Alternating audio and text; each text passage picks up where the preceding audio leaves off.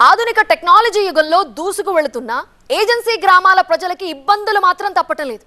ఇందుకు నిదర్శనమే పోలవరం జిల్లాలోని ఓ ఘటన. మారేడుమిల్లి మండలం పుల్లంగి పంచాయతీ పరిధిలోని కిచ్చలవాడ గిరిజన విద్యార్థులు పాఠశాలకు వెళ్లడానికి తీవ్ర అవస్థలు పడుతున్నారు. ఎంత కష్టపడి ఆ పాప అది దాటి వెళుతోందో మీరు చూస్తున్నారు. స్కూల్కి వెళ్ళడానికి ప్రాణాల అరచేతిలో పట్టుకొని వెళ్లాల్సి వస్తుండడం నిజంగా బాధ కలిగిస్తోంది. రోజు బడికి వెళ్లాలంటే కొండలు కోనలు కాలువలు దాటాల్సిన దుస్థితి. కిచ్చలవాడ గ్రామంలోని కొండ కాలువపై గతంలో వేసిన తూములు వరదకి కొట్టుకుపోయాయి.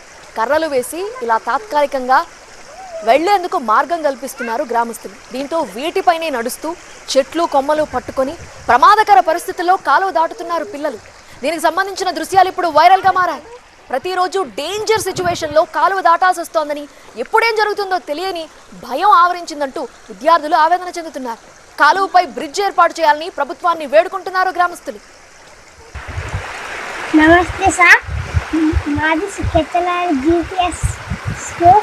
మాకు ఇంటి నుండి బడికి వెళ్ళాలన్నా, బడి నుండి ఇంటికి రావడానికన్నా చాలా ఇబ్బంది పడుతుంది. ప్రభుత్వం వారు బ్రిడ్జ్ వేయాలని కోరుకుంటున్నాను.